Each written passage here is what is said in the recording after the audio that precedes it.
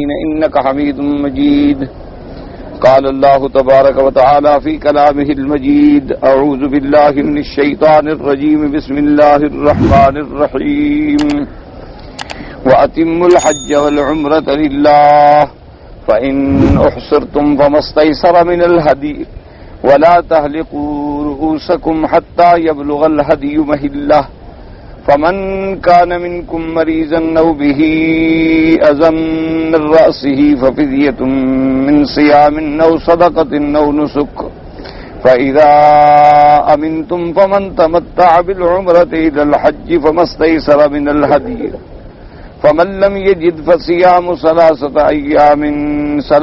أيام في الحج وسبعة إذا رجعتم تلك 10 كاملة ذلك لمن لم يكن أهله حاضر المسجد الحرام واتقوا الله واعلموا أن الله شديد العقاب. قال المؤلف والمفسر رحمه الله تعالى وقال السدي رحمه الله تعالى في قوله تبارك وتعالى: وأتموا الحج والعمرة لله. قال أي اقیموا الحج والعمرة، عمرہ اور حج کو ادا کرو. ان کا تمام کا معنی ہے ادا کرنا.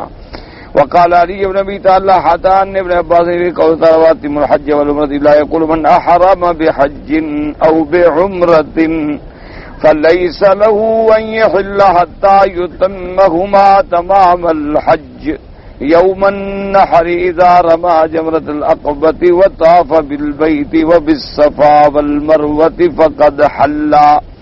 اب مفسر رحمۃ اللہ علیہ فرماتی ہیں کہ حضرت ابن عباس رضی اللہ تعالی نے فرمایا کہ جو شخص حج یا عمرے کا احرام باندھے اس کو یہ نہیں چاہیے کہ وہ حلال ہو جائے کھول ڈالے، بلکہ اس کو پورا کرے. پورا کرنا جیسے حج جب پورا ہو جائے یوم النحر قربانی والے دن، یعنی جب 10 تاریخ کو آ کے کنکری مارے جمرۃ العقبہ کی، اس کے بعد طاف بالبیت وبالصفا والمروہ، جب طواف کر لے اور صفا مروہ کر لے تو اب وہ مکمل طور پر حلال ہوگا.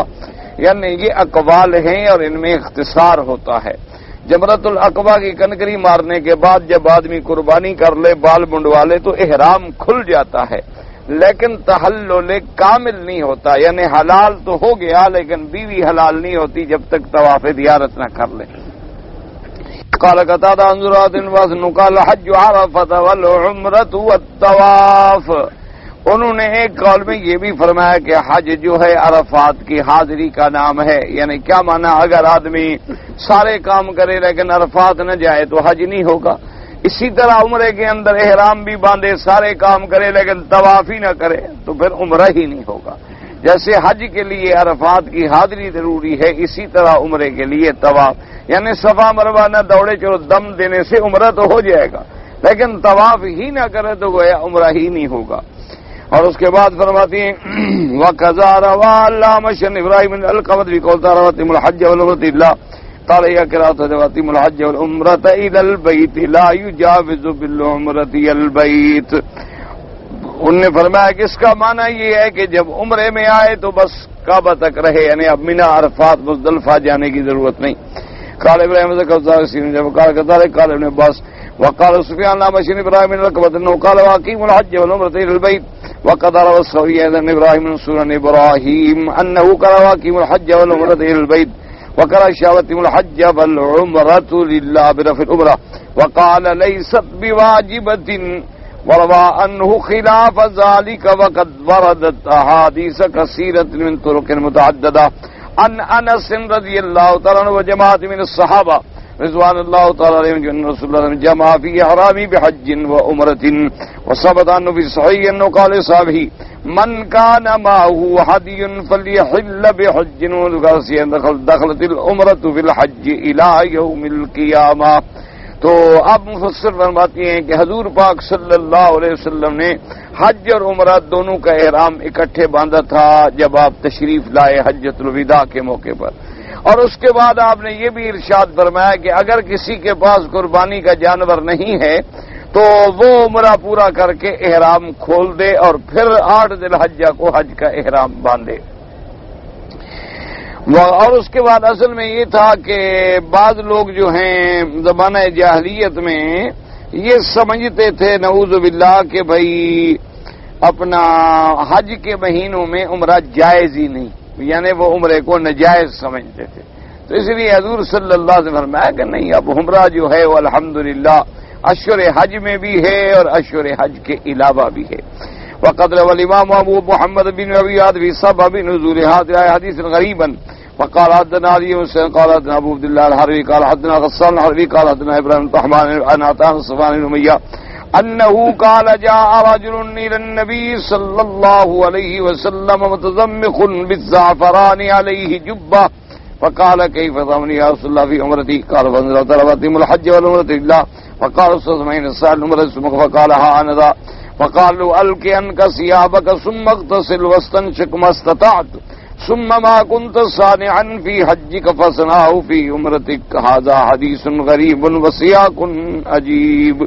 ایک روایت ہے لیکن اس میں غرابت بھی ہے کہ ایک آدمی حضور کی خدمت میں آیا اور اس کا جبہ جو پہنا ہوا تھا وہ زعفران میں ڈوبا ہوا، یعنی خوشبو تھی زعفران کی.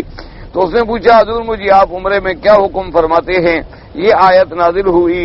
حضور صلی اللہ علیہ وسلم نے فرمایا کہ وہ آدمی پوچھنے والا کہاں ہے؟ تو اس نے کہا حضور میں ہوں. آپ نے فرمایا یہ جبہ اتار دو، غسل کرو اچھی طرح، ناک میں پانی دو، وضو کرو اچھی طرح، غسل کر کے پھر اپنا عمرہ پورا کرو جیسے تم حج پورا کرتے ہو. تو بہرحال یہ سیاق غریب ہے کیونکہ عمرے کے اندر مینا، عرفات یا صفا طواف تو نہیں ہو. عمرے میں تو صرف طواف ہے اور صفا ہے. والذي ورد في الصحيحين ان يعلى ابن أمية في قصة الرجل الذي سأل النبي صلى الله عليه وسلم وهو بالجعرانة. جو صحیح روایت ہے وہ یہ ہے کہ آپ جعرانہ کے موقع پہ تھے. اس سے آدمی نے پوچھا کیف ترى في رجل احرم بالعمرة وعليه جبة وخلوق. اس نے مسئلہ پوچھا کہ حضور اگر کسی نے احرام باندھا عمرے کا اور اس پر جبہ بھی پہنا ہوا ہے اور اس میں خوشبو بھی ہے، خلوق بھی خوشبو کو کہتے ہیں. فسكت رسول الله صلى الله عليه وسلم ثم جاءه البحث ثم رفع راسه فقال اين السائل. حضور پاک صلی اللہ علیہ وسلم خاموش ہو گئے. تھوڑی دیر گزری، آپ پہ وحی آئی، اس کے بعد آپ نے فرمایا کہ وہ پوچھنے والا کہاں ہے؟ فقال اين السائل فقال ها انا ذا فقال اما الجبة فانزعها. آپ نے فرمایا یہ جو جبہ پہنا ہوا ہے تم نے حالت احرام میں، اس کو تو اتار دو. واما الطيب والذي بك فاغسلوا، اور جو خوشبو تمہیں لگی ہوئی ہے اس کو دھو ڈالو. ثم كنت ما كنت صانعا في حجك وصنعه في عمرتك ولم يذكر فيه الغسل والاستنشاق. اس میں استنشاق یا غسل کا ذکر نہیں ہے.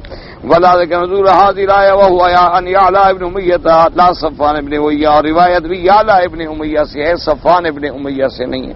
تو بہرحال اب مسئلہ آپ یہ سمجھ لیں، یہ تو اقوال ہوتے ہیں نا مفسرین کے، صحابہ کے، کہ یہ آیت کیوں اتری، کب اتری، کیسے اتری. اور اس آیت کا تفسیری ترجمہ حضرت ابن عباس نے کیا فرمایا، فلاں صحابی نے کیا فرمایا، فلاں صحابی نے کیا فرمایا. خلاصہ یہ ہے کہ اللہ نے حج فرض فرما دیا ہے اور عمرہ جو ہے بعض ائمہ کے نزدیک واجب ہے اور بعض کے نزدیک مستحب اور سنت ہے.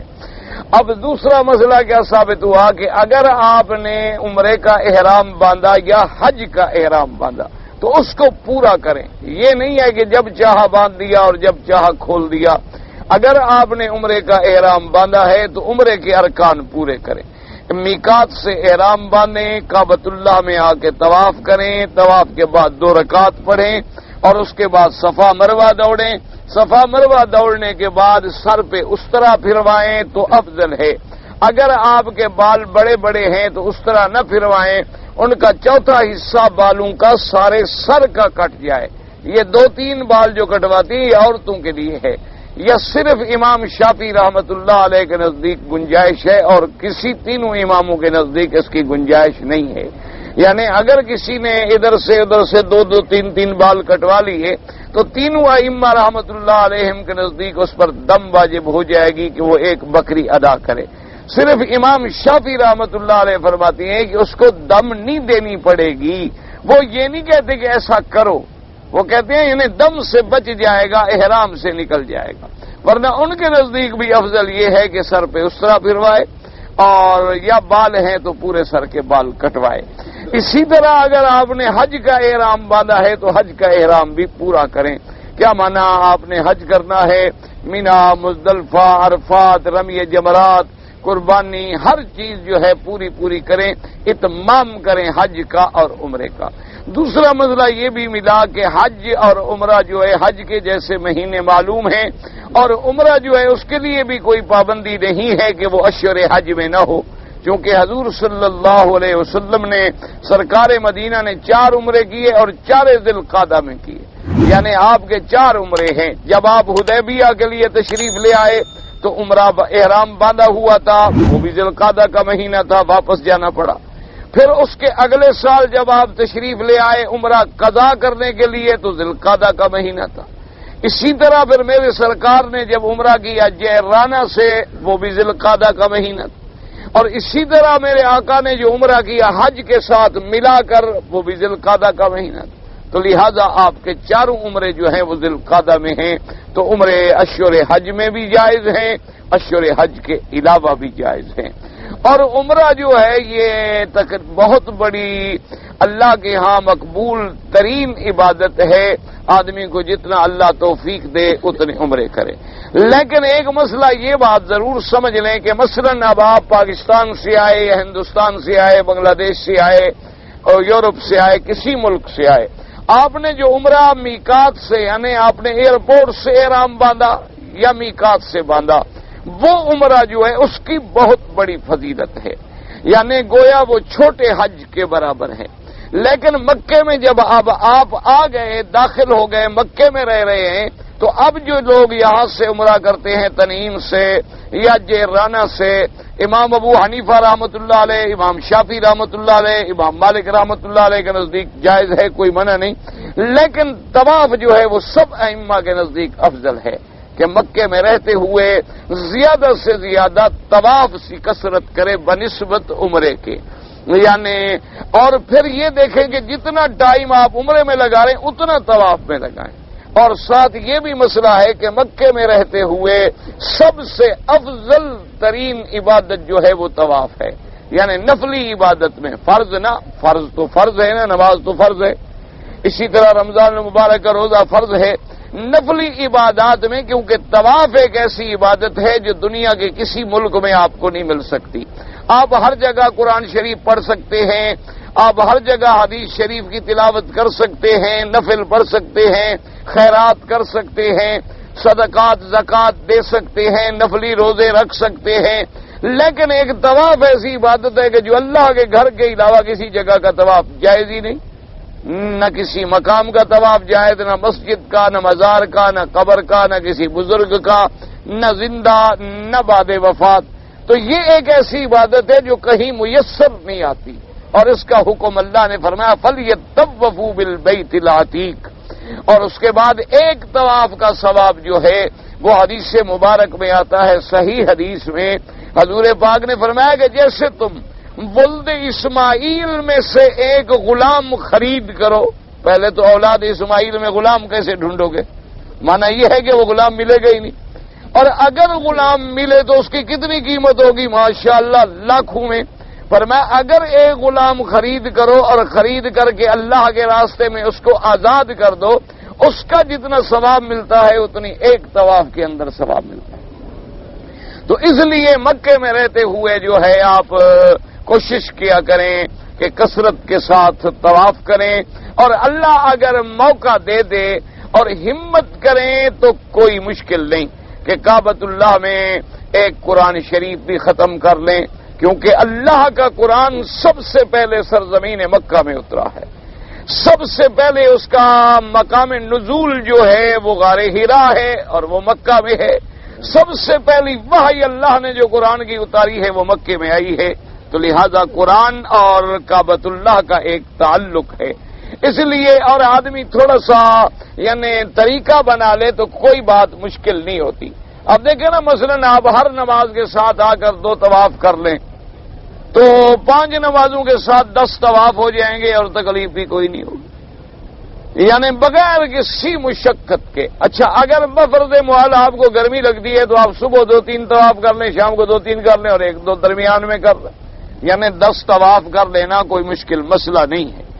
اچھا اسی طرح اگر آپ روزانہ 2-4 پارے قرآن شریف پڑھ لیں اور فجر کی نماز کے بعد پڑھ لیا، کچھ ظہر کو پڑھ لیا، کچھ عصر کو پڑھ لیا، کچھ مغرب میں، کچھ عشاء میں، تھوڑا تھوڑا کر کے، تو آپ کے 8-10 دن کے اندر قرآن پاک کا ختم جو ہے وہ بھی ہو جائے گا۔ اور اسی طرح جب مسجد نبوی میں جائیں تو وہاں بھی آپ زیادہ سے زیادہ کوشش کریں کثرت کے ساتھ درود شریف پڑھنے کی، کیونکہ درود شریف تو ہر جگہ پڑھا جاتا ہے، اور ہر جگہ پڑھنا اللہ کا حکم بھی ہے اور میرے مدنی سرکار کا حکم بھی ہے۔ اور کتنی بڑی خوشخبری ہے ان لوگوں کے لیے جو کثرت سے میرے مدنی پاک پہ درود پڑھتے ہیں۔ حضور نے فرمایا تم جتنا زیادہ درود پڑھو گے اتنی قیامت میں میرے قریب ہوگے، اتنی تمہیں تقرب حاصل ہوگا، اتنی تمہیں قرب حاصل ہوگا۔ بلکہ ایک روایت میں تو یہ بھی آتا ہے کہ ایک صحابی نے حضور پاک سے پوچھا کہ یا رسول اللہ صلی اللہ علیہ وسلم، میں جو ہے اور بھی وظیفے پڑھتا ہوں، یعنی اور جو قرآن حدیث میں وظائف آئے ہیں، آیات آئی ہیں، اللہ کے ذکر آئے ہیں، وہ بھی کرتا رہتا ہوں اور درود شریف بھی پڑھتا رہتا ہوں۔ میں ایک حصہ وقت کا جو ہے مثلا میرے 4 گھنٹے ہیں، 1 گھنٹہ درود پڑھتا ہوں، 3 گھنٹے باقی چیزیں پڑھتا ہوں۔ آپ نے فرمایا بھی کچھ اور درود شریف جو ہے زیادہ کرو۔ اس نے کہا اچھا حضور آئندہ میں ایسا کروں گا کہ 2 گھنٹے جو ہیں میں درود پڑھا کروں اور 2 گھنٹے میں باقی سارے وظیفے پڑھا کروں۔ آپ نے فرمایا نہیں کچھ اور بھی زیادہ کرو۔ تو اس نے کہا اچھا حضور میں 3 گھنٹے جو ہیں درود شریف کے لیے اور 1 گھنٹہ باقی، اور میں کچھ اور زیادہ کروں۔ تو اس نے کہا حضور اچھا اب میں 4 گھنٹے بس صرف درود ہی پڑھوں گا۔ تو آپ نے فرمایا کہ جب تم اتنی محبت سے اپنا سارا وقت لگاؤ گے تو اللہ تیرے ہر ہم غم پریشانیوں کو دور فرما دیں گے اور تیری ساری مشکلیں بھی حل کر دیں گے۔ تو اس لیے درود پاک کی بہت بڑی فضیلت ہے، اور کوئی شخص درود کا کلمہ پڑھنے والا آدمی منکر نہیں ہو سکتا۔ ایک بات یاد رکھو، یہ لوگوں نے بلا وجہ آپس میں سر پھٹول اور لڑائیاں اور فساد بنا رکھے ہیں۔ اصل میں یہ سب اقتصادی مسئلے ہیں۔ مولویوں کو بھی تو پیٹ لگا ہوا ہے نا، ان کا بھی تو اقتصاد کا مسئلہ ہے، اس لیے انہوں نے جھگڑے بنائے ہوئے ہیں۔ ورنہ کون، اللہ کا قرآن میں حکم ہے میرے نبی پہ درود بھیجو، تو کوئی درود کا منکر ہوگا تو کافر ہو جائے گا۔ اللہ فرماتے ہیں کہ میرے مدنی پہ درود بھیجو۔ جھگڑا کیا ہے یاد رکھو، نہ وہابی درود کا منکر ہے، نہ اہل حدیث درود کا منکر ہے، نہ دیوبندی منکر ہے، نہ تبلیغ والا منکر ہے، نہ کوئی بریلوی منکر ہے، کوئی درود کا منکر نہیں، صرف سوچ کا فرق ہے۔ بریلوی حضرات کے نزدیک درود یہ ہے کہ بھئی جیسے جیسے ہمارے پیروں نے، بزرگوں نے اور ہمارے بڑے بڑے علماء نے درود لکھے ہیں اور جو طریقے ہمیں بتائیں بھئی بس وہی طریقہ جو ہے نا وہ ٹھیک ہے بس۔ اور باقی جتنے علماء ہیں جن کو تم وہابی کہتے ہو، تبلیغی، دیوبندی، جو مرضی ہے کہتے رہو، وہ یہ کہتے ہیں کہ درود بھی وہ پڑھو جو محمد پاک نے سکھلایا ہے، بس صرف فرق اتنا ہے۔ نعوذ باللہ درود شریف کا کون منکر ہو سکتا؟ اللہ معاف فرمائے، اللہ معاف فرمائے۔ بلکہ آپ دیکھیں کہ تمام محدثین نے، تمام علماء نے کتابوں میں لکھا ہے کہ ہمیں جو مقام ملا ہے درود پاک پڑھنے سے ملا ہے، اور وہ صرف فرق یہ کرتے ہیں کہ بھی ایک درود ایک مولوی نے لکھا ہے، ایک پیر نے لکھا ہے، ایک عاشق نے لکھا ہے، ایک بزرگ نے لکھا ہے، ٹھیک ہے ہم، لیکن ایک درود وہ ہے جو خود درود والے نبی نے سکھلایا ہے۔ انہوں نے فرمایا ہے کہ مجھ پہ اس طرح درود پڑھو، تو اب خود بتائیں کون سا طریقہ افضل ہے۔ یہ صرف اتنی سی بات ہے، اور اس میں کوئی لڑائی نہیں، کوئی جھگڑا نہیں، کوئی اختلاف نہیں، کوئی مسئلہ نہیں۔ بلا وجہ یہ لوگوں نے آپس میں کھینچا تانی کر لی، کچھ تم کھینچے کھینچے رہے، کچھ ہم کھینچے کھینچے، اس کشمکش میں ٹوٹ گیا رشتہ پیار کا۔ تو اصل بات اتنی ہے کہ انہوں نے کہا کہ نہیں جناب اب ہاتھ باندھ کے کھڑے ہو جائیں اور درود پڑھیں، اور اس کے بعد اب یہ درود پاک پڑھتے پڑھتے پڑھتے پڑھتے پڑھتے ایک ایسی منزل آ جاتی ہے، ایک ایسا وقت آ جاتا ہے تو خود حضور پاک آ جاتے ہیں۔ اچھا آپ کھڑے ہو جاؤ، یہ چیزیں جو ہیں یہ بدعت ہیں، یہ منکرات ہیں، یہ قرآن و حدیث کے خلاف۔ ایک بات یاد رکھو، اچھا یہ عقل کے بھی خلاف ہے۔ قرآن و حدیث تو بالکل یعنی وہ پڑھے گا نا جو عالم ہے، مولوی ہے، اللہ نے آپ کو جو عقل دیا ہے اس کے بھی خلاف۔ اب مثلا یہ ہے کہ حضور آ جاتے ہیں، کیا مانا؟ دیکھو ٹھنڈے دل سے سوچو، ایک دن کے اندر دنیا میں کتنی جگہ پر درود پڑھ رہے ہوں گے لوگ؟ تو ہر جگہ جب حضور جاتے ہیں ایک وجود کے ساتھ یہ حضور کے لاکھوں وجود ہیں۔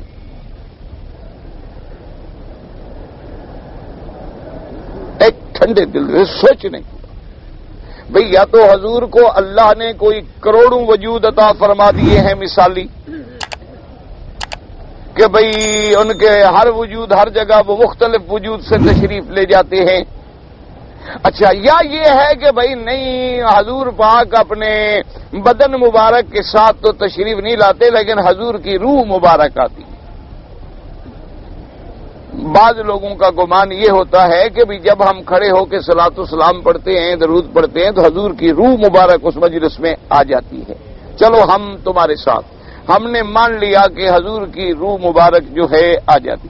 اچھا، اب حضور کی روح مبارک جب آپ کے پاس آ گئی تو وہاں مزار میں وہاں بھی ہے یا وہاں نہیں ہے؟ اچھا وہاں نہیں تو وہاں جو سلام پڑھ رہے ہیں وہ تو فارغ، وہ تو تمہارے پاس آ گئی روح مبارک۔ اچھا، اب دوسری بات یہ ہے کہ روح کو آج تک کسی نے دیکھا ہے؟ قرآن کیا کہتا ہے روح کے بارے میں کہ خود میرے مدنی پاک سے پوچھا یہودیوں نے کہ حضور ہمیں بتائیں روح کیا ہے؟ یہ تو اللہ کا قرآن ہے کہ یسألونک عن الروح قل الروح من امر ربی وما اوتیتم من العلم الا قلیلا۔ اللہ نے فرمایا سوال کرتے ہیں آپ سے کہ روح کے بارے میں بتلاؤ میرا مدنی، ان کو کہہ دو کہ روح میرے رب کا امر ہے، کوئی نہ دیکھ سکتا ہے نہ بتلا سکتا ہے، اور تم نہیں دیے گئے علم میں سے مگر ذرا سا تھوڑا سا حصہ تمہارا علم اللہ کے علم کے مقابلے پہ کچھ نہیں۔ تو اب روح کو کسی نے، چلو آپ نے اپنی روح دیکھی ہے، آپ کے اندر روح ہے، آپ نے اس کو خود کبھی دیکھا ہے؟ ملی ہے آپ سے؟ نہیں ملی۔ اچھا، ایک انگلی میں روح ہے کہ نہیں ہے؟ ہے۔ اچھا، اس کو کاٹ دیں نظر آئے گی؟ نہیں نظر آئے گی۔ ہم اپنی روح کو نہیں پہچان سکتے تو حضور کی روح مبارک کو کیسے پہچانیں گے کہ یہ روح مبارک حضور کی اب آ گئی؟ اتنی سی باتیں ہیں، جھگڑا کوئی نہیں، خدا کے لیے جھگڑوں سے بچو، اللہ پاک سے دعا کرو اللہ مسلمانوں میں جھگڑے دور فرما دے، اللہ ان میں اختلافات دور فرما دے۔ اور بالکل یاد رکھ لو، اللہ کے کعبے میں میں آپ کو سیدھی سی بات بتا دوں کہ اصول دین پر کسی جماعت میں جھگڑا ہے ہی نہیں۔ ایک موٹی بات یاد رکھ لو، یعنی جو فرق باطل ہیں ان کو چھوڑیں، جو فرق باطل ہیں جیسے قادیانی ہیں وہ تو کافر ہیں، اسی طریقے سے فرق ضالہ میں خوارج ہیں، معتزلہ ہیں، روافض ہیں، شیعہ ہیں، ان کو تو چھوڑے، وہ تو باطل فرقے ہیں، ان کے تو بحث کا سوال نہیں پیدا ہوتا۔ باقی جتنے اہل سنت والجماعت ہیں، چاہے وہ اپنے آپ کو بریلوی کہلائیں، دیوبندی کہلوائیں، اہل حدیث کہلوائیں، تبلیغی کہلوائیں، وہ اپنے آپ کو کسی حنفی کہلائیں، شافی کہلائیں، مالکی کہلائیں، حنبلی کہلائیں، محمدی کہلائیں، کچھ کہلائیں، ان سب کا اصول دین ایک ہے، اللہ کا قرآن، سنت محمد مصطفیٰ، ٹھیک ہے؟ سب کا کعبہ۔ آپ نے کبھی دیکھا ہے کہ دیوبندی تو نماز پڑھتے ہوں ادھر اور بریلوی پڑھتے ہوں ادھر؟ بھئی تمہارے ملک میں تو ماشاءاللہ ہر جماعت کی مسجدیں ہیں نا، تو سب کا کعبہ اسی طرف ہے یا ہر کسی کا محراب علیحدہ ہے؟ تو سب کا کعبہ بھی ایک ہے، اور سب کا رسول محمد عربی بھی ایک ہے۔ اچھا، سب کی مسجدوں اور مدرسوں میں جو قرآن شریف پڑھایا جاتا ہے وہ بھی ایک ہے۔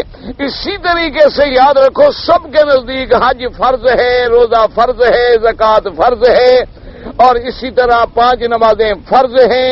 کوئی بھی ان میں یہ نہیں کہتا کہ نماز نہ پڑھو، کوئی یہ نہیں کہتا حج نہ کرو، کوئی یہ نہیں کہتا زکوٰۃ نہ دو۔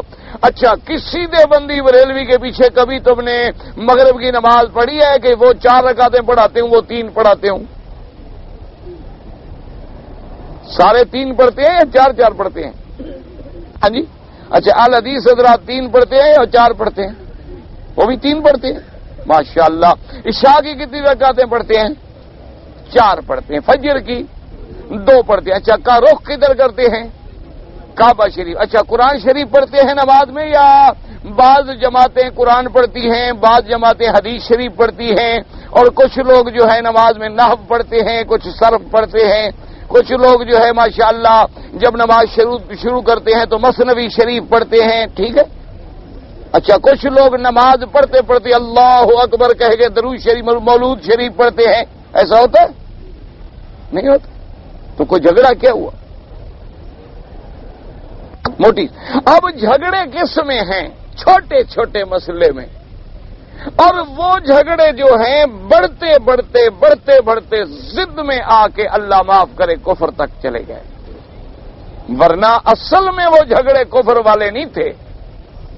سمجھو مثلا جیسے امام شافعی اور امام ابو حنیفہ رحمۃ اللہ علیہ میں ایک اختلاف ہے کہ امام ابو حنیفہ رحمۃ اللہ علیہ امام کے پیچھے فاتحہ نہیں پڑھتے، امام شافعی رحمۃ اللہ علیہ امام کے پیچھے فاتحہ پڑھتے ہیں۔ امام احمد بن حنبل رحمۃ اللہ علیہ فرماتے ہیں کہ بھی اگر امام قرآن پڑھ رہا ہے اور تم سن رہے ہو پھر تو فاتحہ نہ پڑھو، اگر تم اس مقام پہ ہو کہ تم نہیں سن رہے ہو، یا نماز ظہر کی ہے عصر کی ہے تو پڑھ لو۔ یہ ایک فروعی مسئلہ ہے، یہ کوئی بنیادی مسئلہ نہیں۔ اب جیسے کل ایک آدمی نے لکھا تھا نا جی کہ ہم تو حنفی ہیں جی، فاتحہ تو نہیں پڑھتے، لیکن ہمیں کہتے ہیں کہ بھی تم جب امام کے پیچھے فاتحہ نہیں پڑھتی ہو تو پھر اللہ اکبر کیوں کہتے ہو، پھر سمع اللہ لمن حمدہ کیوں کہتے ہو، پھر سبحان ربی الاعلیٰ کیوں پڑھتے ہو؟ وہ بھی نہ پڑھا کرو۔ اب یہ کتنی ضد والی بات بھائی، وہ تو ہم اس لیے پڑھتے ہیں کہ میرے مدنی نے فرمایا ہے پڑھو، اور فاتحہ کے بارے میں حضور نے فرمایا نہ پڑھو، چپ کرو۔ اذا کبر فکبروا، جب امام تکبیر کہے تو تم کیا کہو؟ اللہ اکبر۔ اذا رکع فرکعوا، اور اس کے بعد فرمایا اذا قرأ فانصتوا، جب پڑھے تو تم کیا کرو؟ چپ کرو۔ جہاں حضور نے کہا بولو ہم بولتے ہیں، جہاں کہا چپ کرو ہم چپ کرتے ہیں، ہم تو اتباع سنت رسول کرتے ہیں۔ جہاں حکم دیا بوسہ دو ہم بوسہ دیتے ہیں، حکم دیا ہاتھ لگاؤ رکن یمانی کو ہم ہاتھ لگاتے ہیں، حکم دیا ان 2 کناروں کو ہاتھ مت لگاؤ ہم دور گزر جاتے ہیں جی، بالکل ہاتھ نہیں لگاتے، چاہے کعبہ ہے لیکن ہمارے نبی نے ہاتھ نہیں لگایا۔ ہم تو غلام ہیں محمد مدنی کے، وہ ہمیں حضور نے فرمایا اذا قال الامام غیر المغضوب علیہم ولا الضالین فقولوا آمین، کہ جب امام کہے غیر المغضوب علیہم ولا الضالین تو تم کیا کہو؟ تو غیر المغضوب علیہم ولا الضالین والی بات کا وظیفہ امام کا تھا، آمین والا وظیفہ ہمارا تھا۔ وہ تو ہم حضور کی حدیث پہ عمل کر رہے ہیں۔ اچھا جو پڑھتے ہیں ان کے پاس بھی حدیث رسول ہے، کوئی جھگڑے کا مسئلہ ہی نہیں۔ تو اس لیے خدا کے لیے سمجھیں، اب مسئلہ اتنا تھا کہ جی حضور پہ درود پڑھیں، بالکل پڑھیں۔ کب پڑھیں؟ رات دن صبح شام، اٹھتے بیٹھتے سوتے لیٹتے ہر جگہ پڑھیں، کوئی منکر نہیں۔ ہر مسجد میں آپ دیکھیں ماشاءاللہ یہاں تو سب سے بڑے وہابی ہیں نا تمہارے عقیدے کے مطابق مکے مدینے میں، یہ تو سب سے بڑے وہابی ہیں نا، جنہوں نے براہ راست شیخ الاسلام محمد ابن عبد الوہاب رحمۃ اللہ علیہ سے دین پڑھا ہے۔ تو ان کے مساجد میں بھی جا کے دیکھ لیں، باقاعدہ بورڈ لگے ہوئے ہیں، چھپے ہوئے، بعض جگہ پر، بعض جگہ نہیں ہے، بعض جگہ ہیں کہ جب مسجد میں داخل ہو تو کیا کرو؟ بسم اللہ والصلاۃ والسلام علی رسول اللہ، اللہم اغفر لی ذنوبی وافتح لی ابواب رحمتک، کہ پہلے حضور پہ سلام پڑھو، بسم اللہ والصلاۃ والسلام علی رسول اللہ، اس کے بعد یہ دعا مانگو اور دایاں پاؤں اندر رکھو۔ اب جب باہر نکلو تو پھر کیا کرو؟ بسم اللہ والصلاۃ والسلام علی رسول اللہ، اللہم اغفر لی ذنوبی وافتح لی ابواب فضلک۔ اچھا اب جناب جب نماز پڑھو تو کیا کہو؟ السلام علیکم ایھا النبی ورحمۃ اللہ وبرکاتہ۔ اس کے بعد کیا کہو؟ اللہم صلی علی محمد وعلی آل محمد کما صلیت علی ابراہیم وعلی آل ابراہیم فی العالمین انک حمید مجید۔ یہ سارا درود ایمان سے کہو۔ یہ تمام جماعتیں پڑھتی ہیں کہ نہیں پڑھتی؟ ٹھیک ہے بات؟ کوئی ناراضگی یا کوئی جھگڑے والی بات ہے؟ اچھا جھگڑا کہاں سے ہوا کہ صرف وہ طریقہ بن گیا کہ بھئی اذان سے پہلے پڑھو، اذان کے بعد پڑھو، جب جمعہ کی نماز ختم ہو جائے تو ایک کونے میں 8-10 آدمی کھڑے ہو جاؤ، السلام علیکم یا رسول اللہ، السلام یا حبیب اللہ، السلام علیکم یا نبی اللہ، اور عقیدہ رکھو کہ ابھی حضور آ گئے۔ اب یہاں کفر آ گیا کہ ہر جگہ موجود ہونا صرف میرے اللہ کی شان ہے، اور وہ بھی معیت علم ہے، ورنہ مقام عرش اعلیٰ ہے۔ اور اگر یہ عقیدہ رکھے کہ ہر جگہ نبی آتا ہے اور ہماری مجلس میں تشریف لے آتے ہیں تو وہ اللہ کے ساتھ شرک آ گیا، اب کفر کی بنیاد پڑ گئی۔ اس لیے اللہ تبارک و تعالی سے دعا کرو کہ اللہ پاک آپ کو سمجھ آ رہی ہے بات کہ بھی السلام علیکہ، علیکہ کاف ہے خطاب کا۔ جب ہم نماز پڑھیں السلام علیکہ تو مانا کہ حضور موجود ہے۔ اب علماء نے کہا کہ نماز میں کس کی عبادت تھی؟ جب نماز پڑھتی ہو تو عبادت کس کی ہے؟ گویا تم خدا کو دیکھ رہے ہو۔ اگر خدا کو نہیں دیکھ رہے ہو تو خدا تمہیں دیکھ رہا ہے۔ حکم ہے کہ اپنی نظر ادھر نہ کرو، کہیں خدا کی نظر تم سے نہ ہٹ جائے۔ تو جب یہ تصور تھا عبادت کا، اس میں ہم نے تصور کر لیا کہ اب حضور بھی ہیں نماز میں حاضر، تو اب کفر آ گیا۔ ورنہ السلام علیکہ پڑھنے سے تو کسی کو انکار۔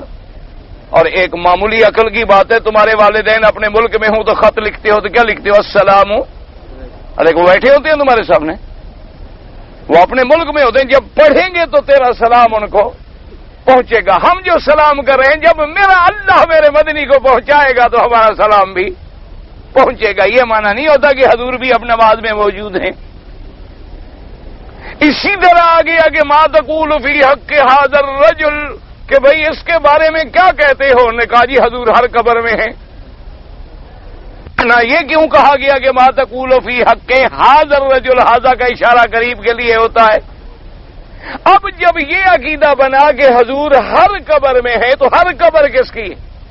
کچھ سوچو، عقل کا تقاضا بھی ہے، یعنی فرعون نمرود کی قبر میں بھی، ابو جہل ابو لہب کی قبر میں بھی۔ میرا تو ایمان ہے میرا مدنی اگر قبر میں پاؤں بھی رکھ لے تو قبر کو اللہ جنت بنا دے گا۔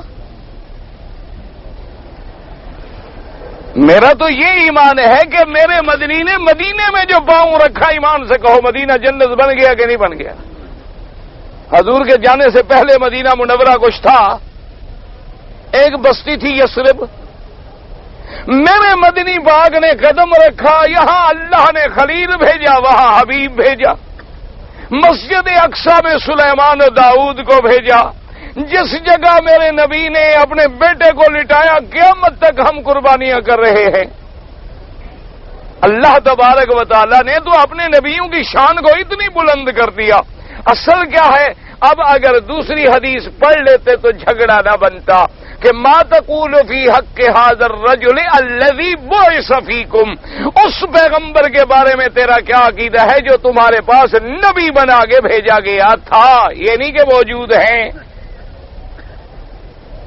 صرف اتنی باتیں ہیں، اسی کو لوگوں نے کھینچا تانی کر دی ہے کہ بھی اگر اذان سے پہلے درود پڑھے تو یہ پکا سنی، نہ پڑھے تو یہ وہابی، کھڑے ہو کے صلاۃ و سلام پڑھے اور 12 تاریخ کو جھنڈیاں لگا دے تو یہ تو ہو گیا پکا اہل سنت والجماعت، اور نہ لگائے یہ وہابی جی نعوذ باللہ نبی نو ہی نہیں مندے جی، اللہ دے ولی وہ بالکل جی کسی نے مندے ہی نہیں۔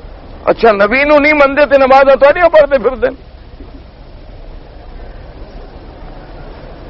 بھائی نبی کو تو مانتے نہیں تو پھر یہ نمازیں، روزے، حج، زکوٰۃ، مسواک، سنت یہ کس کی عمل کر رہے ہیں؟ کچھ عقل سے کام لو، دعا کرو اللہ ہمیں لڑائیوں سے بچا لے۔ اللہ پاک ہمیں فتنوں سے بچا لے، اللہ پاک مسلمانوں کو آپس میں صحیح باتیں کرنے کی اور سمجھنے کی توفیق دے۔ میرا تو آج تک حقیقت ایمان ہے، ہماری تو بات کوئی نہیں سنتا نا۔ آپ ہر مسلک کے ایک مولوی کو بلا کے کسی جگہ ماشاءاللہ کوئی اللہ کسی کو توفیق دے نا، یہ ہر جماعت کے ایک مولوی کو بلاؤ اور ان کو کسی مکان کی چھت پہ بٹھا دو اور باہر 4 آدمی کھڑے کر دو، ان کو کہو جی یہ قرآن شریف ہمارے درمیان میں رکھا ہوا ہے، ہم ہیں جاہل، ہمیں بتلاؤ کس بات پہ تمہارا جھگڑا ہے۔ لگ جائے گا خود بخود آپ کو کہ کس بات، یہ صرف لڑائیاں ہیں، وہ لڑائیاں بڑھتی گئی۔ اچھا ایک آدمی نے کہا مت پڑھو، بدعت کرو، کافر ہو گئے، تم گمراہ ہو گئے۔ اچھا میں پڑھوں گا، جاؤ، تمہارے کو باپ کا ہے، بس اسی سے لڑائی بن گئی، حالانکہ بات اتنی سمجھانے کی تھی کہ بھئی اذان جو ہم دے رہے ہیں کوئی اذان ہم نے تو نہیں بنائی ہے، کس کی سنت ہے؟ محمد الرسول اللہ کی۔ اگر محمد عربی کی بات ہمیں محبوب نہ ہوتی تو 5 وقت ہماری مسجدوں میں اذان گونجتی۔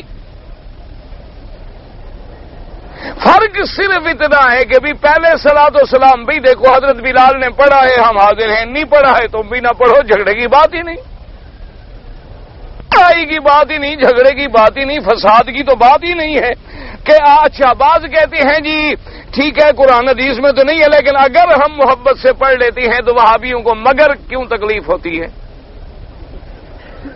تو بھی اگر تم محبت میں آج عشاء کی 5 رکعتیں پڑھ لو تو مگر پھر کیا ہوگا؟ اگر محبت میں تم طواف کی 8 رکعتیں پڑھنے، طواف کے 8 چکر شروع کر دو تو مگر کیا ہوگا؟ اگر محبت میں آگے بیوی کو بہن کہہ دو تو پھر مگر کیا ہوگا؟ کہ اگر مگر سے بھی کبھی دین ثابت ہوتے ہیں، دین قرآن حدیث سے ثابت ہوتا۔ ایک بات یاد رکھا کرو اور مکے میں دعا کیا کرو اللہ لوگوں کو لڑنے سے بچائے، اللہ محبت پیار پیدا کرے، اللہ غلط فہمیاں جو ہیں وہ دور کر دے۔ چھوٹے چھوٹے مسئلے ہیں، فروئی مسئلے ہیں، اعلیٰ اولا کے مسئلے ہیں اور ہم نے ان کو کھینچ تان کے وہاں پہنچا دیا ہے جہاں کفر اسلام کا مسئلہ آ گیا۔ یعنی بعض ائمہ کے نزدیک فاتحہ پڑھنا افضل ہے، بعض کے نزدیک نہ پڑھنا افضل ہے، لیکن اب ہم نے کہا کہ جو نہیں پڑھتے نماز نہیں ہوتی، تو اب لڑائی کی بنیاد بنی، کیوں؟ جب نماز نہیں ہوتی تو مسلمان کہاں رہے؟ اس کا مطلب ہے تمہارے نزدیک وہ کافر ہیں کہ نماز ہوتی ہی نہیں۔ جب نماز ان کی نہیں ہو رہی، زندگی ساری انہوں نے فاتحہ نہیں پڑھی، ساری زندگی کی نمازیں گئی، اور امام احمد بن حنبل رحمۃ اللہ علیہ کے نزدیک ایک نماز کا تارک کافر ہے، تو اس کا مطلب ہے تم نے کیا کہا؟ سیدھی گالی نہ دی بلکہ کان کو یوں پکڑ لیا، یہ تو نہ کہا کہ تم کافر ہو، کہا تمہاری نماز نہیں ہوتی۔ جیسے کوئی کسی کو ایک آدمی کہے کہ تم حرامی ہو، یہ بھی گالی ہے۔ دوسرا کہے کہ نہیں آدمی شریف ہے لیکن اس کے باپ کا جب نکاح ہوا تھا گواہ نہیں تھے، بات کیا ہوئی؟ وہی کی وہی بات آ گئی، جب اس کے باپ کے نکاح کے گواہ نہیں تھے تو نکاح ہوا، جب نکاح نہیں ہوا تو یہ ولد الحلال ہوا کہ حرام ہوا؟ بات وہی آ گئی، ایک نے کہا حرامی ہے، ایک نے کہا کہ نہیں آدمی بہت شریف، آدمی شریف ہے لیکن اس کے والد کا جب نکاح ہوا تھا نا گواہ نہیں تھے، بات وہی کی ہوئی۔ ایک آدمی کسی کو کہہ دے کافر ہے، ایک آدمی کہے تمہاری نماز نہیں ہوتی، بات تو وہی کی وہی۔ یہاں سے لڑائیاں شروع ہو گئی، یہاں سے سر پھٹبل شروع ہو گئی، اور یہاں سے جناب 50-50 ہزار کے انعامات کے اشتہار چھپ گئے اور کورٹیں آ گئیں اور ڈگریاں آ گئیں اور عدالتیں آ گئیں۔ یہ اسلام ہے؟ کتنے صحابہ نے ڈگریاں کروائیں؟ کتنے صحابہ نے مسائل پہ اختلاف کے لیے اشتہار چھپوائے؟ وہاں بھی کچھ سنت یاد ہے؟ حضور نے حکم دیا جس مسئلے سے اختلاف ہو جائے اشتہار چھاپو، مقابلہ کرو، انعام رکھو 50,000، یہ عمل ہے سنت پر۔ اس لیے دعا کرو اللہ مسلمانوں کو لڑائیوں سے بچائے، اللہ مسلمانوں کو فتنوں سے بچائے، اللہ مسلمانوں کو ایک بنائے، اور یہ چھوٹے چھوٹے فروعی اختلاف ہیں کوئی بات نہیں، ہوتے رہتے ہیں، یہ اس میں یہ اللہ کی حکمتیں ہیں اور یہ اللہ کی رحمتیں ہیں. ہر چیز میں اختلاف ہے. جیسے 5 انگلیاں ہیں برابر نہیں, ایک باپ کے 5 بیٹے برابر نہیں, ان ایک محلے کے رہنے والے برابر نہیں. کوئی کالا, کوئی گورا, کوئی نیلا, کوئی پیلا, کوئی لمبا, کوئی چھوٹا, کوئی کیسا, کوئی غبی, کوئی ذہین, کوئی ذکی, کوئی پاگل, کوئی عقل والا, کوئی. یہ نظام فطرت ہے. کائنات کے اسی اختلاف میں ایک رنگ ہے. کبھی رات ہے, کبھی دن ہے, کبھی تارے چمک رہے ہیں, کبھی بادل آ رہے ہیں, کبھی دھوپ نکل رہی ہے. اسی طرح چھوٹے چھوٹے اصولی اور فروعی معاملات میں جو اختلاف ہے وہ بھی اللہ کی ہم بندوں پہ رحمت ہے. کیا معنی؟ مثال کے طور پر اگر ایک وقت مقرر ہوتا کہ طواف جو ہے صرف ایک صبح 7 سے 8 بجے تک جائز ہے, خیال ہے آپ کا کوئی زندہ واپس جاتا؟ کنکریاں مارنے میں صرف ایک امام کا قول ہوتا تو کیا ہوتا پھر؟ 20 لاکھ آدمی جہاں اکٹھا ہو. یہ کتنی اللہ کی رحمت ہے. کسی نے کہا بھی صبح سے دوپہر تک افضل ہے, کسی نے کہا دوپہر سے مغرب تک بغیر کراہت جائز ہے, کسی نے کہا رات کو بھی جائز ہے لیکن کراہت ہے, اور کسی نے کہا کہ کوئی بات نہیں یار 3 دن ہیں کنکریوں کے, جب چاہو جا کے مار لو. اب تقسیم ہو گئے, لوگ بچ گئے. یہ تو ہر چیز میں اللہ تبارک و تعالیٰ کی حکمتیں ہیں, رحمتیں ہیں. ہمیں رعایت دی ہے خدا نے, ہمارے اوپر فضل کیا ہے اللہ پاک نے. اور میرے اللہ کو میرے مدنی کا ہر عمل اتنا محبوب ہے کہ اللہ نے جماعت پیدا کر دی قیامت تک کہ ہر مدنی کے عمل کو زندہ رکھو. حضور پاک کے زمانے میں زور سے آمین آئی, وہ بھی موجود ہیں. آہستہ آمین آئی, وہ بھی موجود ہیں. برفع دین ہوا, وہ بھی موجود ہیں. نی ہوا, وہ بھی موجود ہیں. انگلی اٹھائی گئی, وہ بھی موجود ہیں. نی اٹھی, وہ بھی موجود ہیں. سینے پہ ہاتھ باندھا گیا, وہ بھی موجود ہیں. ناف پہ ہاتھ باندھا گیا, وہ بھی موجود ہیں, تاکہ مدنی کا ہر عمل قیامت تک زندہ رہے. کوئی جھگڑے والا مسئلہ ہے ہی نہیں. اللہ تبارک و تعالی اختلافات سے اور بغض و عناد سے ہمیں بچائے اور ہمیں ائمہ کی احترام کرنے کی توفیق عطا فرمائے. اچھا, اسی لیے جناب یہ بھی لکھا ہے کہ میں حنفی ہوں اور مجھے کہتے ہیں کہ فاتحہ نہیں پڑھتے ہو تو تسبیح تکبیر کیوں پڑھتی ہے. میں نے ابھی بتا دی ہے مسئلہ, اس کی ضرورت نہیں ہے بتانے کی.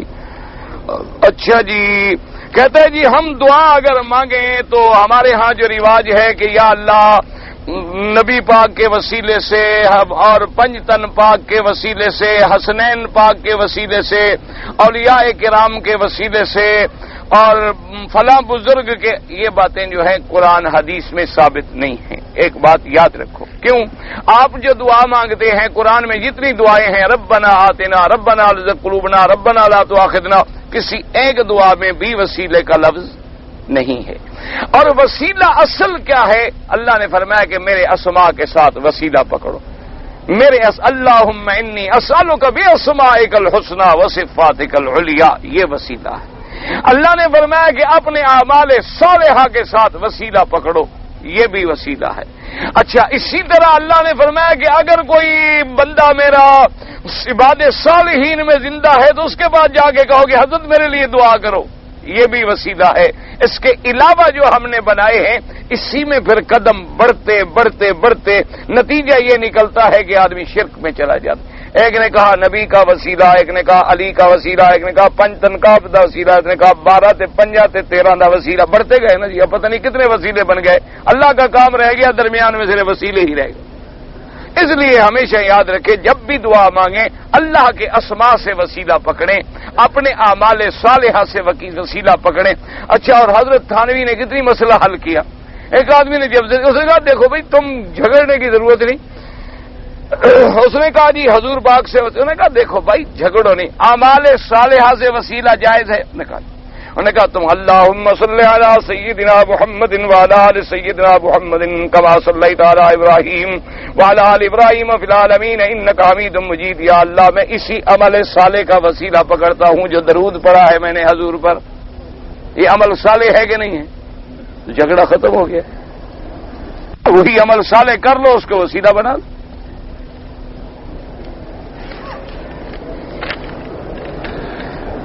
جی حضور پاک کا نام عرش پہ لکھا ہوا تھا، یہ حدیثیں ضعیف ہیں.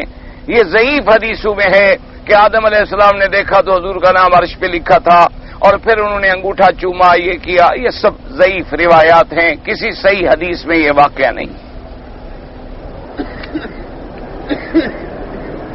محمد سلام صاحب بہاری والے پتہ نہیں، بہرحال جو بھی ہیں جی. کہتے ہیں کسی شخص نے مجھے کہا میرے لیے دعا کرنا، وہ مجھے اس کا نام بھول گیا. تو کوئی بات نہیں، اللہ تو بھولنے سے پاک ہے نا، تم بھول جاتے ہو نا. تم یہی کہتے اللہ میاں جن جن لوگوں نے دعا کے لیے کہا تھا سب کی حاجتیں پوری فرما. کوئی بات، اللہ تو جانتے ہیں لا یضل ربی ولا ینسا. ہمارے اللہ پاک کی تو صفت ہی ایسی ہے، نہ بہکے نہ بھولے.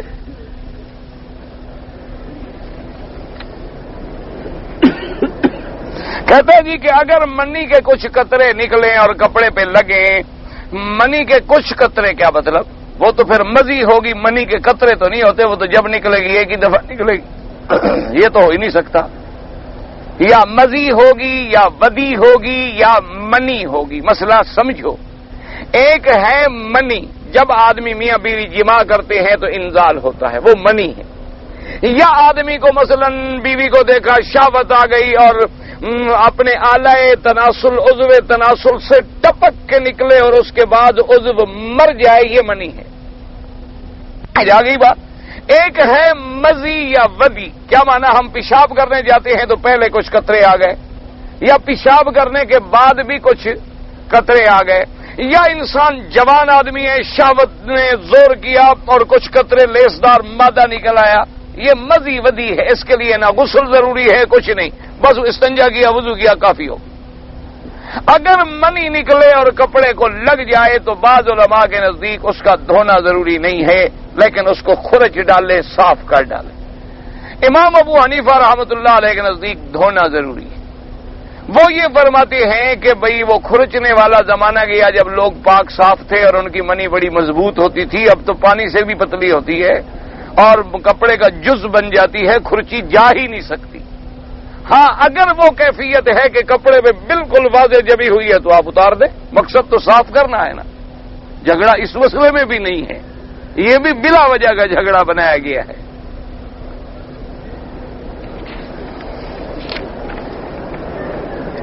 میں نے حج افراد کیا تھا، قربانی دینے کی نیت بھی کی تھی، لیکن کسی وجہ سے حج کرنے کے دوسرے دن 10 ذی الحجہ کو قربانی کا ٹکٹ خرید لیا. ٹھیک کیا، بس جو گزر گیا بس اللہ قبول کرے. زیادہ مسئلے پوچھو گے بکریاں بہت بھرنی پڑ جائیں گی. بس جو گزر گیا اس کی دعا کرو اللہ قبول کرے، اور غلطی ہو گئی ہے تو اللہ معاف کرے. جب حج کرنا ہو تو پہلے مسئلے پوچھ کے بعد میں حج کیا کرو. تم ماشاءاللہ کام ایسے کرتے ہو کہ یعنی استنجا پہلے کرتے ہو، پیشاب بعد میں کرتے ہو. اب اس کا کوئی علاج ہے؟ وہ نشائی کا لوٹا ٹوٹ جاتا تھا نا، وہ بیچارہ جائے وضو کرنے کے لیے استنجا، تو نشائی کا پیشاب تو پھر لمبا ہوتا ہے نا، گھنٹے لگ جاتے ہیں. اتنے دیر میں وہ ڈول جو ہے اس کا نیچے سے سوراخ تھا، پانی بہ جائے، ہو گیا. پھر پانی بھر گیا، پھر پیشاب پھر بہ گیا. کہنے لگا چلو ٹھیک ہے پہلے استنجا کر لیتے ہیں بعد میں پیشاب کرتے رہیں گے، دیکھا جائے. یہ ہر وقت جو خراب ہو جاتا ہے. تم بھی غلطی پہلے کر آتے ہو، مسئلہ بعد میں مولوی مکی سے پوچھتے ہو. پہلے پوچھ کے کیا کرو. اچھا جی کہتا ہے جی حرم باندھ کر آیا، میں نے جمعہ پتہ نہیں، میں کراچی سے احرام باندھ کر آیا، جہاز ہی میں نے عطر لگا لیا، مجھے اس کا مسئلے کا پتہ نہیں تھا. اگر لگانے کے بعد تم نے اسی جگہ دھو ڈالا تھا تو کوئی جرمانہ نہیں، اور عطر اچھی طرح دونوں ہاتھوں کو لگ گیا تھا تو ایک بکری دم ہے، اور معمولی تھا تو پھر صرف کچھ صدقہ خیرات کر دو. جی میں نے حج کا سفر کر رہا تھا، راستے میں مجھے ڈر تھا کہ کسی کو میں دیکھنے سے ناپاک نہ ہو جاؤں. دیکھنے سے ناپاک یعنی کسی عورت کو، مانا یہ ہے. اللہ نے مجھے محفوظ رکھا. میں نے منت مانی تھی کہ ایک بکرا صدقہ کروں گا، کر دو. بالکل اللہ کے نام پہ جو منت ہو پوری کرو.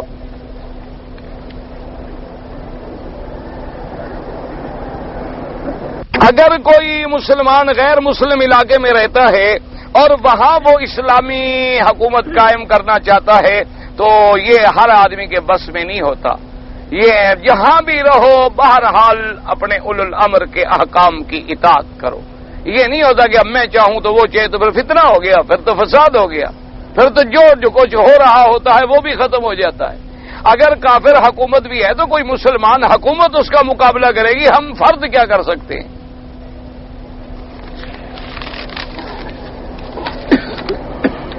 اگر میں کسی دوسرے کے لیے طواف کروں، طواف اپنے لیے کرو، اس کے لیے دعا کر دو۔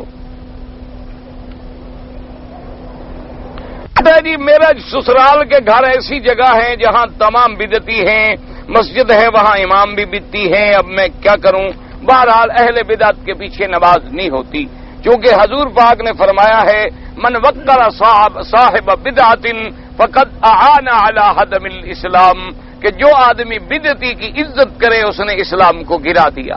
تو جب ہم اس کو امام بنائیں گے اس سے بڑی عزت بھی ہوتی ہے، تو اس لیے بہرحال تم اپنی جماعت کر لیا کرو۔ سائی میں ہمارے ساتھ کے 12 چکر پتہ نہیں بھول کر لگا دیے، بہرحال اگر تم نے ختم مروہ پہ کیا تو ٹھیک ہو گیا، باقی چکر فضول گئے، 7 جو ہیں وہ قابل قبول ہیں۔ ایک آدمی بہن کو بیوی بنا کے لے آیا، یعنی اس نے جھوٹ بولا ویزے میں، تو بہرحال جھوٹ بولنا بھی گناہ ہے اور ایسا نہیں کرنا چاہیے، آئندہ ایسی حرکت نہ کرے۔ کہتا ہے ایک آدمی نے خواب میں دیکھا مثلاً کہ اپنی ماں کے ساتھ وہ جماع کر رہا ہے، تو یہ کوئی برا خواب نہیں، مانا یہ ہے کہ اپنی ماں سے کوئی ایسا کام کرے گا جس سے تمہیں بھی فائدہ ہوگا اور ماں کو بھی فائدہ پہنچے گا۔ یہ ضروری نہیں ہوتا کہ جو خواب دیکھو اسی طرح ہوتا ہے، خواب اس کے بالکل برعکس بھی ہوتا ہے۔ یہ خواب دیکھا تو بی بی زبیدہ نے، ہارون الرشید کی بیوی نے، کہ تمام بندے، مرد، جانور، گھوڑے، گدھے سب میرے ساتھ جماع کر رہے ہیں، تو بیچاری گھبرا گئی۔ تو جب علماء سے رجوع کیا تو انہوں نے فرمایا اللہ تم سے ایسا کام لے گا کہ ساری چیزیں فائدہ اٹھائیں گی۔ جماع کرنا بھی تو فائدہ ہے، نفع اٹھانا ہے، لذت حاصل کرنی ہے نا، تو تم سے کوئی ایسا کام ہوگا کہ جانور بھی فائدہ تو بی بی نے یہ نہر بنائی عین زبیدہ کہ آج تک ساری دنیا پانی پی رہی ہے۔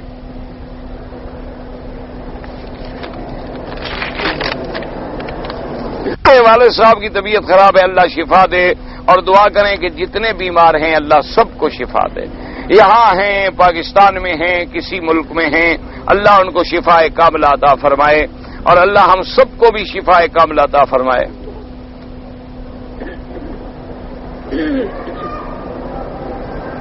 ایک شخص حج کرنے کی نیت سے مکے میں آیا، سامان گم ہو گیا، تو اب کیا کرے؟ روزہ رکھے؟ ہاں بکری کے پیسے نہیں ہیں تو روزہ رکھ لے، 3 روزے رکھ لے، 7 جا کے گھر میں رکھ لے۔ قد جاءکم من اللہ نور و کتاب، تو نور سے مراد بھی قرآن ہے، کیونکہ دوسری جگہ موجود ہے انزلنا الیک نورا مبینا واتبعوا النور الذی انزل معہ۔ اولی الامر سے مراد حاکم بھی ہیں، علماء بھی ہیں، کہ اپنے علماء کی بھی اطاعت کرو، اور جو اولو الامر تم پر تمہارے امر کا حاکم بنے، امیر بنے، والی بنے، اس کی بھی اطاعت کرو۔ کہتے ہیں جی چند لوگ جب ایک دوسرے کو ملتے ہیں تو کہہ دیتے ہیں خدا حافظ، تو اللہ حافظ یا خدا حافظ، تو خدا بھی اسی اللہ کا ترجمہ ہے، وہ فارسی کا لفظ ہے، وہ عربی کا لفظ ہے۔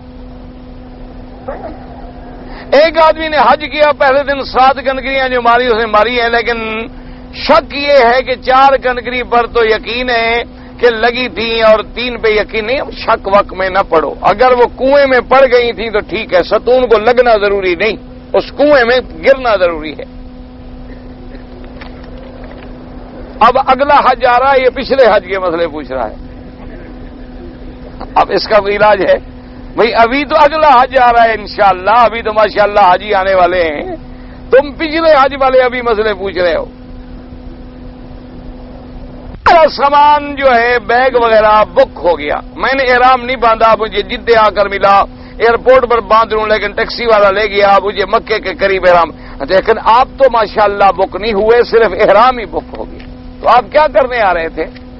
اگر آپ عمرے کے لیے آ رہے تھے تو احرام آپ کے ہاتھ پہ ہوتا، کبھی سامان میں نہ ہوتا، اس لیے اب آپ مہربانی فرما کے ایک بکری بطور دم ادا کریں۔ میں نے 15 سال پہلے حضور پاک کی زیارت کی تھی خواب میں، اچھی بات ہے، اللہ نصیب کرے، ہمارے لیے بھی دعا کرو، اپنے لیے بھی دعا کرو۔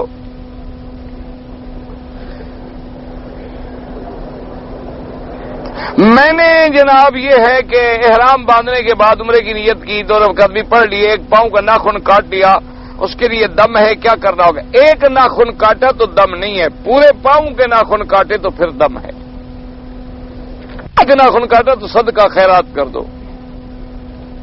اگر ہم مدینہ منورہ سے احرام باندھ کے آئیں تو اسی احرام میں پھر عمرہ کر سکتے ہیں، کیا مطلب؟ یعنی پہلے وہ تو عمرہ پورا کرو نا، اس سے فارغ ہونے کے بعد وہ احرام پلید تو نہیں ہو گیا، احرام پاک ہے، جتنے مرضی ہے اس میں عمرے کرو، کوئی منع نہیں۔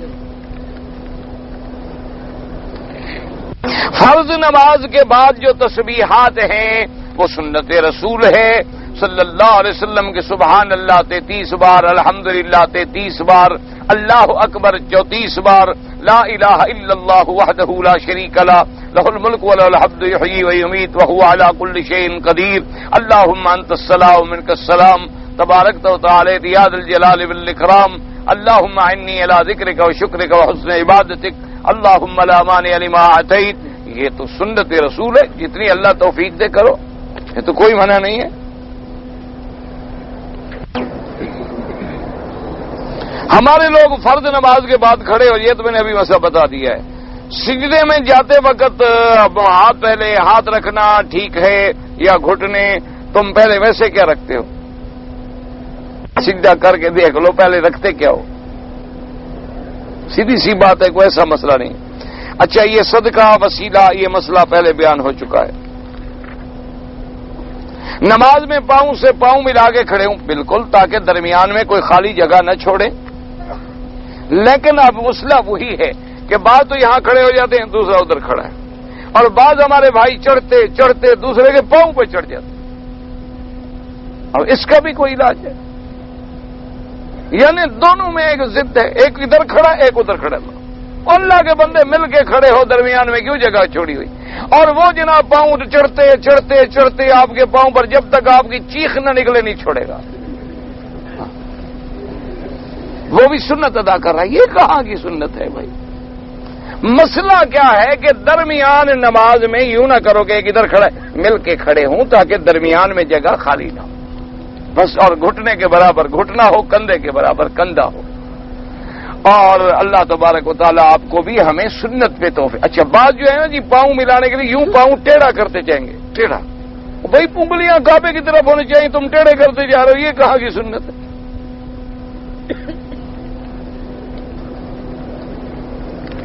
ایک لڑکا غیر شادی شدہ ہے، اس نے لڑکی سے زنا کیا، پتہ نہیں چلا، تم پھر مجھے کیوں لکھ رہے ہو؟ یا پتہ نہیں چلا اللہ نے پردہ دیا، تم خام خواہ مجھے لکھ رہے ہو؟ بھائی گناہ کیا، اللہ نے پردہ دیا، دعا کرو اللہ ہمارے گناہ بھی چھپا لے، وہ توبہ کرے، بس اللہ کے ساتھ معاملہ ہے، پھر چٹ لکھنے کی کیا ضرورت ہے؟ اللہ تبارک و تعالیٰ سے معافی مانگو، توبہ کرو۔ توبہ ایک ایسی چیز ہے کہ اگر 70 سال شرک میں بھی مبتلا رہو اور دل سے توبہ کر لو تو فوراً قبول ہو جاتی ہے۔ تو جب شرک جیسے گناہوں کو بھی توبہ مٹا دیتی ہے تو باقی گناہ کیا کریں گے؟ تم توبہ کرنے والے تو بنو، اور اپنے گناہوں کا اشتہار نہ دیا کرو کہ میں نے یہ کیا اور میں نے وہ کیا اور میں نے وہ کیا اور میں نے یہ کیا، یہ اللہ کے غضب کو دعوت دینی ہوتی ہے۔ بس غلطی ہو گئی ہے، تم شرمندہ ہو، توبہ کر لی ہے، شکر کرو، اللہ نے توبہ کی توفیق دے دی، اور توبہ کے بعد گناہ مٹ جاتے ہیں اگر تم نے سچے دل سے توبہ کی ہے۔ اللہم صلی علی سیدنا محمد وعلی آل سیدنا محمد کما صلیت علی ابراہیم